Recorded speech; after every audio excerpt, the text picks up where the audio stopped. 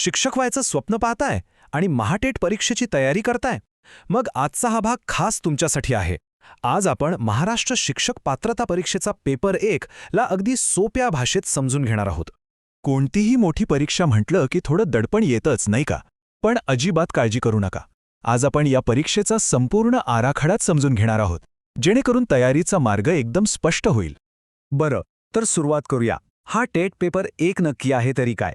अगदी सोप्या शब्दांत सांगायचं झालं तर महाराष्ट्रात 1ली ते 5वीच्या वर्गांना शिकवण्यासाठी लागणारी ही पहिली आणि सगळ्यात महत्त्वाची पात्रता फेरी आहे. परीक्षेत यश मिळवण्यासाठी तिची रचना समजून घेणं हे सगळ्यात पहिलं काम आहे. ही परीक्षा एकूण 5 भागांमध्ये विभागलेली आहे. बालमानसशास्त्र, गणित, परिसर अभ्यास आणि 2 भाषा. ही रचना समजली की अर्धी लढाई आपण जिंकलोच म्हणून समजा.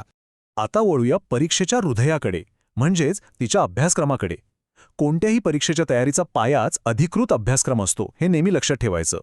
आणि ही बघा, ही आहे ती मास्टर ब्लूप्रिंट. हो, तुमच्या तयारीचा सगळ्यात महत्त्वाचा दस्तऐवज. याच एका कागदावर आपल्या अभ्यासाची सगळी दिशा ठरणार आहे. चला तर मग याच्या प्रत्येक भागाला जरा जवळून पाहूया. सुरुवात करूया बालमानसशास्त्र आणि अध्यापनशास्त्रानं. हा विषय खूप इंटरेस्टिंग आहे, कारण तो आपल्याला एक चांगला शिक्षक बनायला मदत करतो. म्हणजे मुलांचा विकास कसा होतो, ते शिकतात कसं, प्रत्येकामध्ये काय वेगळेपण असतं, या सगळ्या गोष्टी यात येतात. पुढे आहे गणित. आता या ब्लूप्रिंटनुसार आपल्याला भूमिती, संख्याज्ञान, बेरीज वजाबाकी, मापन अशा मूलभूत गोष्टींवर जास्त लक्ष द्यायचं आहे. हे विषय तुमच्या विश्लेषणात्मक कौशल्याची म्हणजे ॲनालिटिकल स्किल्सची खरी परीक्षा घेतात. आता येतो परीक्षेच्या फॉर्ममधला सगळ्यात जास्त गोंधळात टाकणारा भाग. तो म्हणजे भाषा 1 आणि भाषा 2 निवडणं. ही निवड तुमच्या शिकवण्याच्या माध्यमावर अवलंबून असते आणि ती अचूक करणं हे खूप खूप महत्त्वाचं आहे. चला एक उदाहरण बघूया, म्हणजे लगेच कळेल. समजा तुमचं माध्यम हिंदी आहे, तर मग तुमची पहिली भाषा ही आपोआप हिंदीच असणार आणि दुसरी भाषा म्हणून तुम्ही मराठी किंवा इंग्रजी यापैकी एक निवडू शकता. है की नाही सोपा? आणि हा बघा अधिकृत तक्ता. याने तर सगळाच गोंधळ दूर होतो. यात मराठीपासून ते उर्दू माध्यमापर्यंत प्रत्येकासाठी भाषेचे कोणते पर्याय आहेत हे अगदी स्पष्टपणे दिलेलं आहे. त्यामुळे आता काहीच कन्फ्युजन नको. या मोठ्या तक्त्याला आपण अजून सोपं करूया का? जे 2 माध्यमं सगळ्यात जास्त कॉमन आहेत त्यांच्यावर लक्ष देऊ.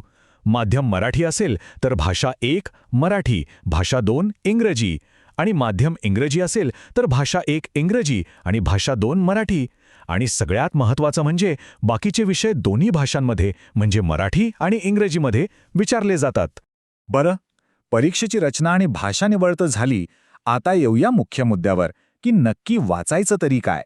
अभ्यासक्रमातल्या प्रत्येक मुद्द्यामध्ये नेमकी कोणते विषय येतात ते आता पाहूया. तर सुरुवात करूया परिसर अभ्यासाने. हा एक मोठा विषय आहे ज्यामध्ये इतिहास, नागरिकशास्त्र आणि भूगोल यांचा समावेश असतो. आपण त्यातल्या भूगोलाच्या भागापासून सुरुवात करू. जसं की इथे पाहू शकता, आपल्याला भारताच्या भूगोलाची माहिती असायला हवी. म्हणजे आपली राज्य कोणती, त्यांच्या राजधान्या कोणत्या, आणि इतकंच नाही तर जगाचा भूगोल म्हणजे वेगवेगळे खंड यांचीही माहिती असणं अपेक्षित आहे. आता परत येऊया भाषेकडे. भाषा 1 आणि 2 मध्ये फक्त उतारेच नाही तर व्याकरणावरही खूप भर असतो. मराठी व्याकरणातल्या अशाच एका महत्त्वाच्या टॉपिकवर आता आपण नजर टाकूया. आणि तो टॉपिक आहे समास. आता समास म्हणजे काय? तर अगदी सोप्या भाषेत सांगायचं तर 2 किंवा अधिक शब्द एकत्र येऊन जेव्हा एक जोडशब्द तयार होतो त्याला आपण सामासिक शब्द म्हणतो. व्याकरणात चांगले गुण मिळवण्यासाठी ही संकल्पना समजून घेणं फार गरजेचं आहे. परिसर अभ्यासामध्ये भूगोलाशिवाय अजून काय येतं तर भारताविषयीचं सामान्य ज्ञान, म्हणजेच आपलं जनरल नॉलेज. उदाहरणार्थ, भारतातली प्रमुख सरोवरं कोणती आहेत, ती कोणत्या राज्यात आहेत, असे प्रश्न येऊ शकतात. यावरून लक्षात येतं की अभ्यास किती वेगवेगळ्या प्रकारचा असू शकतो. तर आतापर्यंत आपण परीक्षेचा संपूर्ण आराखडा आणि त्यातले विषय पाहिले. आता या सगळ्या माहितीला एका ॲक्शन प्लॅनमध्ये बदलण्याची वेळ आली आहे, जेणेकरून तयारीला लगेच सुरुवात करता येईल. तर मग आपल्यासाठी पुढची 3 पावलं अगदी स्पष्ट आहेत. पहिलं, भाषेची निवड फायनल करा. दुसरं, अभ्यासक्रमाचा प्रत्येक मुद्दा अभ्यासाच्या साहित्याशी जोडा. आणि तिसरं आणि सगळ्यात महत्त्वाचं, मूलभूत गोष्टींपासून सरावाला सुरुवात करा. आणि हो, तयारीला सुरुवात करताना एक गोष्ट नेहमी लक्षात ठेवा. हजारो मैलांचा प्रवास एका पावलानेच सुरू होतो. परीक्षा मोठी आहे, मान्य आहे, पण योग्य नियोजन आणि सातत्य असेल तर यश नक्कीच मिळेल. कारण टेट परीक्षा ही फक्त सुरुवात आहे, ही एक पात्रता फेरी आहे. यानंतर खरी प्रक्रिया सुरू होते, ती म्हणजे पवित्र पोर्टलद्वारे होणाऱ्या शिक्षक भरतीची. तर मग या मोठ्या प्रवासाच्या पहिल्या पण सगळ्यात महत्त्वाच्या टप्प्यासाठी तुम्ही तयार आहात ना?